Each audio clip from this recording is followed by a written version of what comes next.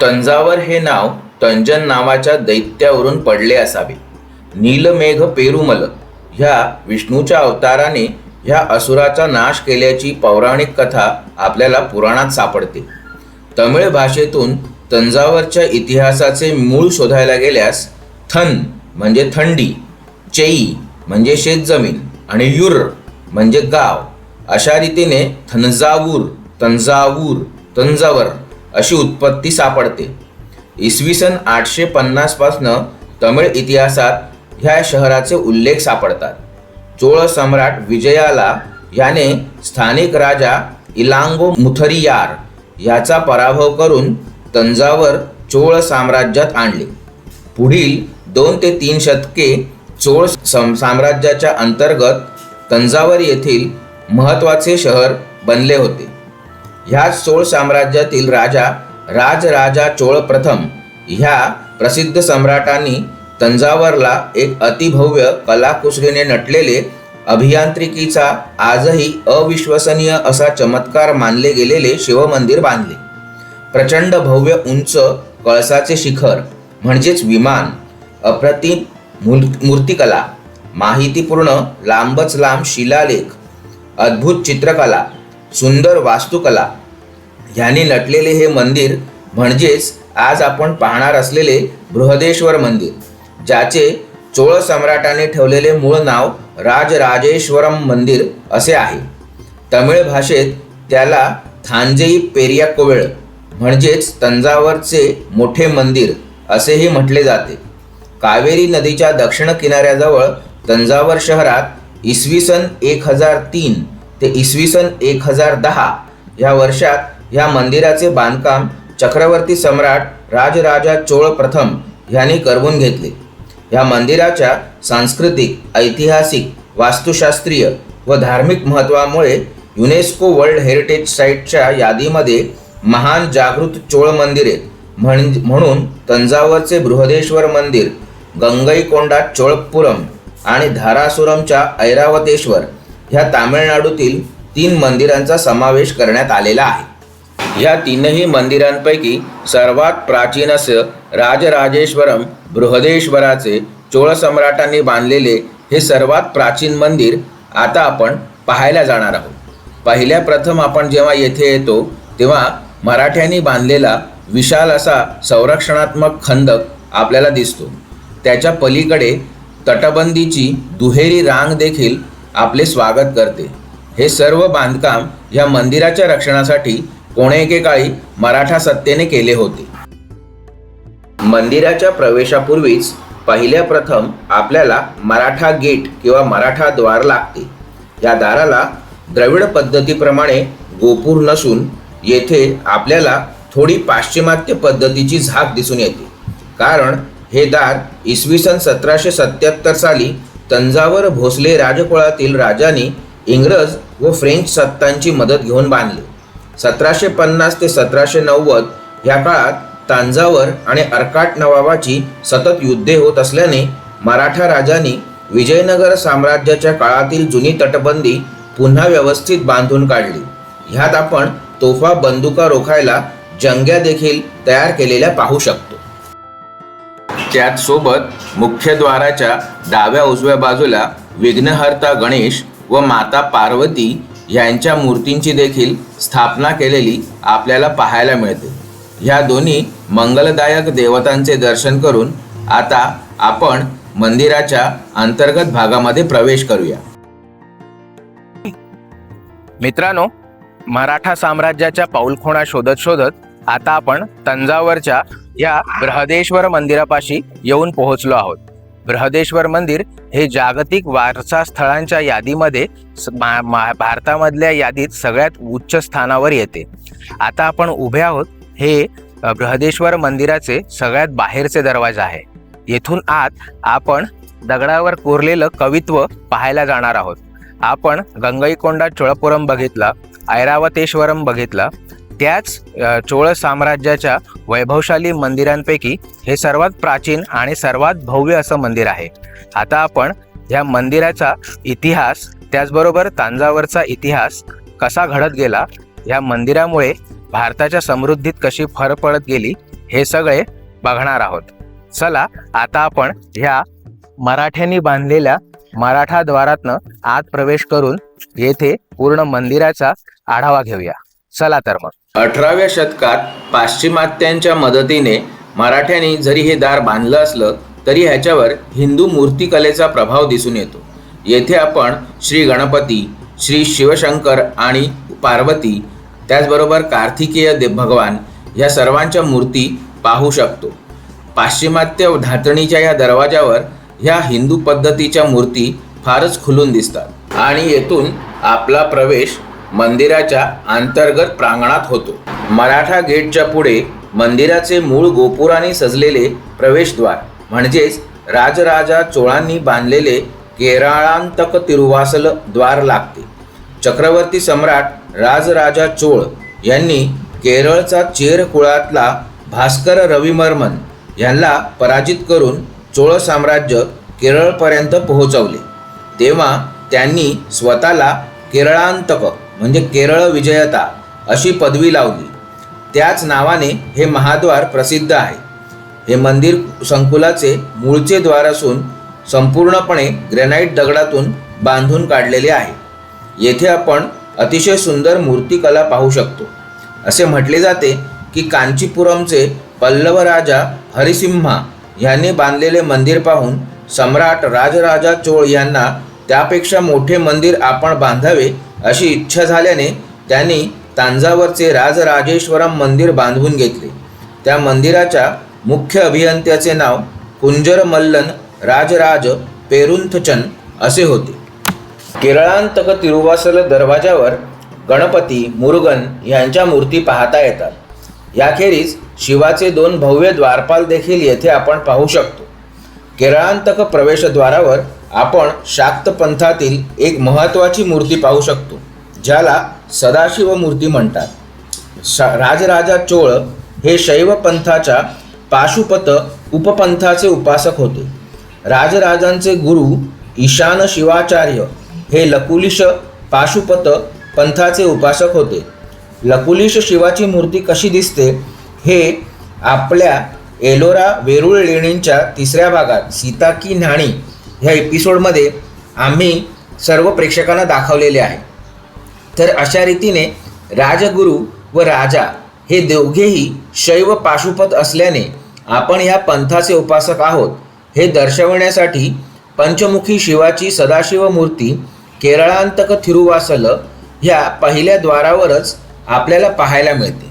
येथेच आपल्याला हल्लीच्या काळात संयुक्त राष्ट्रसंघातर्फे जेव्हा विश्व धरोहर यादीमध्ये या मंदिराचा समावेश झाला तेव्हा येथे माहितीपर जे फलक लावण्यात आलेले आहेत ते देखील आपल्याला पाहायला मिळतात. अतिशय नीटनेटकेपणाने येथे मंदिराचा नकाशा काढून प्रत्येक वास्तूचे स्थान अतिशय सुबक पद्धतीने येथे इंग्रजी आणि तमिळ भाषांमध्ये दर्शवण्यात आलेले आहे. ते पाहून आपल्यासारख्या जिज्ञासू इतिहासप्रेमी रसिक प्रेक्षकांना मंदिर पाहण्यासाठी फारच चांगल्या रीतीने मदत होते. मराठा द्वार ओलांडून आणि केरळांतक गोपुरम ओलांडून आपण जेव्हा पुढील प्रांगणामध्ये येतो तेव्हा आपल्याला ह्या गोपुराचा अतिशय प्रचंड भव्य पाया दिसतो जो अजस्त्र असा ग्रॅनाइटच्या शिलाखंडांनी तयार केलेला आहे. त्याच्यावरच आपल्याला गोकुळातला कान्हा रासलीला करताना दिसतो.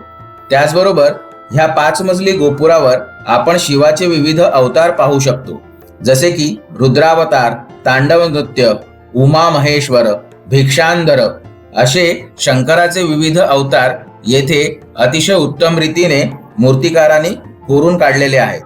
गोपुरामधून आतील बाजूने प्रवेश करून आपल्याला हिरण्यकशिपूचे पोट फाडताना नृसिंहावतार सुद्धा पाहायला मिळतो.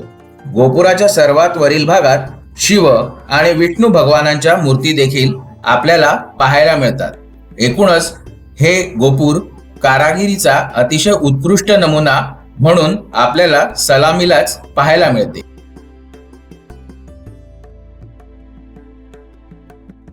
केरळांतक गोपुराच्या आतील बाजूचे आपण जेव्हा बारकाईने निरीक्षण करतो तेव्हा भव्य अशा दरवाजाच्या बाजूनेच आपल्याला तटबंदी पाहायला मिळते ज्यावर तोफा चढवण्यासाठी पाश्चिमात्य धाटणीचे रॅम्प सुद्धा बनवलेले आहेत, जेणेकरून त्या चढाईवरून तोफा वर चढवता याव्यात। याच्याच पुढे आपल्याला प्रांगणाच्या पलीकडे राजराजन तिरुवासल आणि अंतर्गत तटबंदी पाहायला मिळते। ह्या दोन्ही तटबंद्यांच्या मध्ये सध्या वर्तमान काळामध्ये चप्पल स्टँड आणि अल्पोपहाराची सुविधा येथील स्थानिक प्रशासनाने तयार केलेली आहे। केरळांतक गोपुराच्या पुढेच तिसरे गोपुरद्वार लागते। हे द्वार देखील राजराजा चोळ यांच्या नावाने ओळखले जाते। ह्या दरवाजाचे मुख्य रक्षक दोन भव्य द्वारपाल अतिशय सुंदर रीतीने येथे कोरून काढलेले आहे। ह्याच गोपुरांवर आपण गोकुळाचा कान्हा झाडावर चढून गोपिकांना छेडताना रासलीला करताना सुद्धा पाहू शकतो। हे गोपूर केरळांतक थिरुवासल पेक्षा कमी उंच आहे। ह्या गोपुराला 3 मजली गोपुराची रचना करण्यात आली असून ह्या द्वाराचे मुख्य वैशिष्ट्य म्हणजे ह्यावर अंकित असणाऱ्या द्वारपालांच्या मूर्त्यांद्वारे स्थपतींनी शिवाची शक्ती व भव्यता वर्णन केली आहे। अतिशय भव्य अशा या द्वारपालांनी एका सर्पाला चिरडताना दाखवलेले आहे। ह्या सर्पाच्या तोंडात एक हत्ती दाखवला आहे, म्हणजेच हत्तीसारखा विशाल प्राणी गिळणारा अजस्त्र सर्प देखील ज्याच्या द्वारपालांसमोर अगदी कसपटासमान असतो, त्या अनादि अनंत शक्तिशाली शिवाच्या मंदिरात तुम्ही प्रवेश करत आहात असे जणू मंदिराचे स्थपती सुचवत असावेत। आणि ह्याचकरिता मूर्तिकारांनी द्वारपालांना भरतनाट्यमच्या नृत्यमुद्रेत तयार केलेले आहे। ते जणू हाताच्या नृत्यमुद्रा दाखवून सुचवत आहेत की आत असणारी अनादि अनंत शिवशक्ती तुमच्या विचारांच्या क्षमतेपेक्षा देखील सर्वशक्तिशाली आहे। त्यामुळे ह्या देवतेपुढे नम्रतेने लीन व्हा। अशा रीतीने मंदिरात शिरण्यापूर्वी राजराजा चोळांच्या मंदिर स्थपतींनी प्रथम आपल्या यजमानाची म्हणजेच राजाच्या विशेष पराक्रमाची व साधना प्रकाराची ओळख करून दिलेली आहे। त्याचबरोबर मंदिराच्या अधिष्ठात्री देवताच्या सामर्थ्याची देखील खात्री पटवून दिलेली आहे। आता येथून आपण मंदिरात प्रवेश करणार आहोत, पण त्यापूर्वी राजराजन थिरुवासल गोपुराच्या खाली तटाच्या भिंतीवरील पौराणिक प्रसंग देखील आपल्याला पाहायला हवे, कारण येथे शिवपार्वती विवाह, चंडिकेश्वराचे पुराण असे आपण प्रसंग पाहू शकतो। हे सर्व बारकाईने खोदवून घेतलेले आहे। ह्या गोपुरावर कार्तिकेय भगवान म्हणजेच मुरुगन स्वामी यांची देखील मयुरावर आरूढ असणारी सुंदर मूर्ती आपण पाहू शकतो। या मूर्तीचे वर्णन 13व्या शतकातील प्रख्यात तमिळ कवी अरुणगिरी यांनी त्यांच्या ग्रंथात केलेले आपल्याला पाहायला मिळते। राजराजन थिरुवासलच्या मुख्य दरवाजातून आपल्याला अतिशय सुंदर असं मंदिराचं दर्शन करायला मिळतं। येथेच आपल्याला वर्तमानकालीन भक्तांसाठी कुठला ड्रेस कोड असावा याची देखील स्थानिक प्रशासनाने दिलेली माहिती पाहायला मिळते। येथून आता आपण मंदिरात प्रवेश करूया।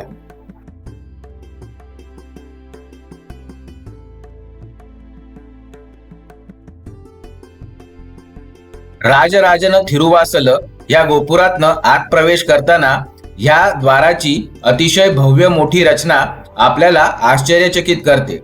हत्तीवर अंबारी आणि अंबारीवर धरलेला ध्वजदंडासहित हत्ती या द्वारातनं पार होऊ शकतात। इतकी अजस्त्र द्वार पाहून आपल्याला नक्कीच कौतुक वाटते।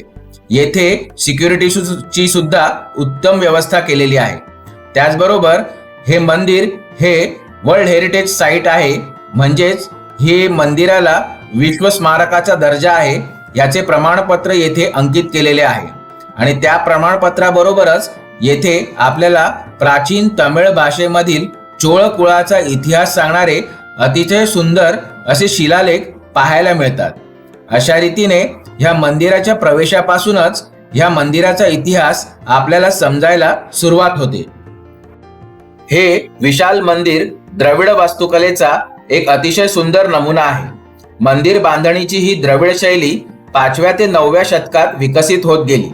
पश्चिमी चालुक्य सम्राटांच्या काळात बदामी, ऐहोळे, पट्टदकल येथे ह्या द्रविड पद्धतीने मंदिर निर्मिती सुरू झाली। महाबलीपुरम येथे पल्लव राज्यसत्तेच्या काळात ही शैली अजून विकसित होत गेली। पुढे इसवी सन 850 ते 1280 ह्या कालखंडात चोळ साम्राज्यामध्ये द्रविड वास्तुकला तिच्या कळसाला पोचली. ह्याच द्रविड मंदिर वास्तुशैलीचे बृहदेश्वर हे एक अतिशय उत्तम उदाहरण आहे. ह्याच्या कळसाच्या उंचीमुळे ह्याला दक्षिण मेरू असे देखील म्हटले जाते. सामान्यपणे द्रविड शैलीमध्ये मंदिराची द्वारगोपुरे उंच बांधली जातात व मुख्य मंदिराच्या गर्भगृहावरील कळस कमी उंचीचा असतो. मात्र तंजावर बृहदेश्वर मंदिर ह्या नियमाला अपवाद आहे. बृहदेश्वराच्या गर्भगृहाचा कळस हा तब्बल 216 फूट उंच म्हणजे जवळपास 13 ते 14 मजल्यांच्या उंची इतका आहे. मंदिर वास्तुशास्त्रीय परिभाषेत ह्याच कळसाला विमान असे म्हटले जाते आणि ह्या उंचीमुळेच ह्या मंदिराला दक्षिणचा मेरू पर्वत असेही म्हटले गेलेले आहे. या मंदिराच्या पायाचे जोते जवळजवळ 16 फूट म्हणजे जवळपास 1 मजला उंच इतकं अजस्त्र स्वरूपात बांधलेलं आहे. या मंदिराच्या एकूण बांधकामासाठी तब्बल 1,30,000 टन ग्रॅनाइट दगड वापरला गेलेला आहे. हे मंदिर बांधायला इसवी सन 1003 साली सुरुवात झाली व इसवी सन 1010 साली हे अजस्त्र बांधकाम पूर्ण देखील झाले. आजच्या काळात इतके अजस्त्र बांधकाम इतक्या कमी कालावधीत यंत्रसामुग्री असून देखील पूर्ण करता येणे जवळपास अशक्य आहे असं तज्ज्ञ बांधकाम शास्त्रज्ञांचे म्हणणे आहे. ह्याच्याचमुळे आपल्याला या मंदिराची गणना आश्चर्यात करावी लागते. हे गोपुरातनं आपण मंदिराच्या प्रांगणामध्ये प्रवेश करतो. येथे आत नकाशात दाखवल्याप्रमाणे खूप साऱ्या मंदिरांच्या वास्तू आपण पाहणार आहोत. पण प्रवेश केल्या केल्या आपले लक्ष 2 गोष्टी वेधून घेतात. एक म्हणजे अतिशय भव्य नंदी व दुसरे म्हणजे मुख्य मंदिर राजराजेश्वरमचे श्री विमान म्हणजेच कळस. असे म्हणतात की या विमानाची सावली कधीच खाली जमिनीवर पडत नाही. इतकी काळजी घेऊन भूमिती स्थापत्यशास्त्र यांचा मेळ घालून हे मंदिर तत्कालीन स्थपतींनी अतिशय उत्तम रीतीने बांधले आहे. लोककथेनुसार असे मानले जाते की राजराजा चोळ यांनी मंदिर स्थपतींना विचारले की ही भव्य वास्तू कधी पडेल की नाही. तेव्हा या तज्ज्ञांनी सांगितले मंदिर तर सोडा महाराज, याची सावली देखील जमिनीवर पडणार नाही. अशी ही लोककथा मंदिराच्या स्थपतींचे प्रावीण्य दाखवते. मंदिराचे प्रांगण देखील अतिशय भव्य आहे. 250 बाय 500 फूट आकाराच्या भव्य आयताकृती भूभागावर हे मंदिर वसलेले आहे. आज इतक्या भव्य वास्तूसाठी प्रचंड खोल असा पाया खोदावा लागतो. पण आश्चर्य म्हणजे या मंदिराची रचना पाया न खोदता जमिनीवर सरळ दगडावर दगड जोडून केलेली आहे. मंदिराचे संपूर्ण क्षेत्रफळ आणि पूर्व पश्चिम लांबी 240 मीटर आणि उत्तर दक्षिण रुंदी 122 मीटर इतकी आहे. तर मित्रांनो, आता आपण बृहदेश्वर मंदिराची बाह्य रचना बघितली, ज्याच्यामध्ये मराठा द्वार पाहिलं, त्याच्यानंतर केरळांतक तिरुवासल बघितलं, त्याच्यानंतर राजराजन तिरुवासल बघितलं. आता आपल्याला येथे बृहदेश्वर मंदिराच्या अंतर्गत प्रांगणामध्ये प्रवेश झालेला आहे. या अंतर्गत प्रांगणाला चौतर्फा अग्रशाळेने वेढलेला आहे. ह्या अग्रशाळेला थिरुचित्र माळिगई असा तमिळ भाषेमधला शब्द आहे. तर आता ह्या प्रचंड भव्य प्रांगणामध्ये जवळजवळ 36 परिवार देवता आहेत, ज्या बृहदेश्वराच्या परिवारापैकी मोजल्या जातात. त्याचप्रमाणे येथे जवळजवळ 600 वरून अधिक शिवलिंगांची स्थापना या प्राकारात केलेली आहे. तुम्ही येथे पाठी त्याच्यापैकी काही शिवलिंग बघू शकता.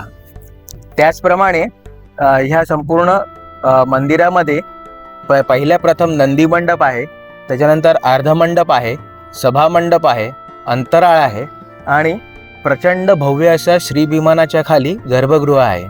अर्थात मंदिराच्या आतमध्ये जे अंतराळ आणि गर्भगृह आहे ह्याचं शूटिंग करणं अलाउड नाही आहे. त्याच्यामुळे आम्ही तुम्हाला हे पूर्ण बाह्य रचना दाखवणार आहोत. आणि त्याच्यातल्यापैकी ह्या ज्या बाह्य मंदिरं आहेत, सभामंडप आहे, नंदी मंडप आहे, त्याच्यावर सुद्धा वेगवेगळ्या राजवटींमध्ये कसा कसा प्रभाव पडत गेला, इथे कशी वास्तुनिर्मिती होत गेली आणि तंजावरचा पूर्ण इतिहास या संपूर्ण मंदिराशी कसा निगडीत आहे ते सुद्धा आता आपण चालता चालता वास्तुदर्शन करता करता अनुभवणार आहे. तर आता आपण मंदिराच्या मुख्य वास्तूच्या दर्शनाला प्रारंभ करूया. तुम्हाला हा व्हिडिओ कसा वाटला ते तुमच्या प्रतिक्रियाद्वारे आम्हाला नक्की कळवा. व्हिडिओ आवडला असल्यास आपल्या परिवाराला, मित्रांना आवर्जून फॉरवर्ड करा व भारताच्या सांस्कृतिक इतिहासाचा हा अतिशय सुंदर शिलालेख सर्वांपर्यंत पोहोचवण्यासाठी आम्हाला मदत करा. बृहदेश्वर मंदिराच्या पुढील भागात आपण लवकरच भेटूया. तोपर्यंत आमचे व्हिडिओ पाहत रहा, लाईक करा, शेअर करा आणि सबस्क्राईब करा. धन्यवाद.